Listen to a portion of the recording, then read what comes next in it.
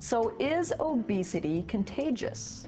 You know how when you go to the mall and you may find yourself walking through the food court and you see a group of friends and they're all very, very, very slim. And you may see another couple sitting together and those two people are, shall we say, not slim, really large, obese.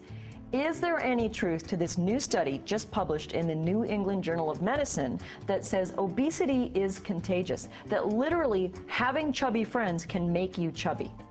Now, what we need to do on Dabbler is debunk the myths behind some science. That doesn't mean the science is incorrect, but the reporters who tell you what it means may not really know what they're talking about. I took a good look at this study, and essentially this is what they found. It's startling stuff, and it's pretty new research. They found that if you have an obese friend that you're close to, and it's a mutual friendship, you have a 57% chance of becoming obese yourself. Meaning, if you were tripping along in your life and you were going to get obese or not obese on your own, if you have an obese friend, even if they live halfway across the country, you have a higher likelihood of getting obese.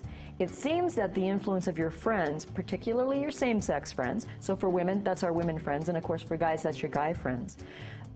If one of your friends becomes obese, it seems to be more likely that you will, even more so than if your family members become obese, your sisters, your parents, or your spouse. Now let's clump this together. What the research indicates is that being associated in a close manner with anyone, friends, spouse, family members, their level of obesity does tend to have a relationship on yours, okay? But again, it seems that your friends have the most powerful influence on your own level of obesity. Well, obviously this begs the question, why? What are the factors that might make me more likely to be obese if my friend is? Think about it for a second. What kind of influences do our friends have on us, right? We tend to talk to our friends about things that matter to us. We tend to bounce off our life plans against theirs. So if you're thinking about maybe having a child, you tend to ask your friends that have kids, you know, what's going on for you? In other words, we exchange an emotional reality with our friends.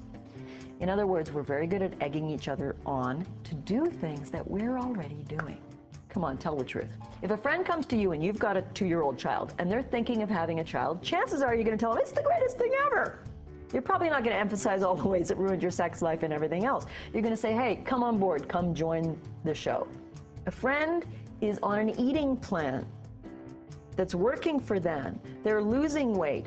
Don't you find you are sometimes more motivated to watch what you're eating? I know I certainly do. Well, here we're talking about the reverse. Picture this. You've decided you'd like to lose 10 pounds this summer, bikini fitness and all of that. So you're watching what you eat, you're going for salads with tuna instead of a hamburger and fries. You go out with your best friend, you're relaxed, you're having a great time. She orders a hamburgers and fries and tops it off with a hot fudge sundae. We all know we are more likely to make that bad choice when influenced by a friend. So when you break the study down, is obesity contagious? Well, it looks like in some ways, it is. Your own psychological behavior is influenced by the people around you, and what it comes down to, and what I want each of you to take away, is no matter if all the other kids are jumping off the bridge, you can still say no. So if your friends are eating in a bad way, if your friends are obese, if your friends are kind of validating an unhealthy lifestyle, it's a lot easier for you to go with the crowd, but what I recommend is that you stand by your own salad and don't jump into the hot fudge pool.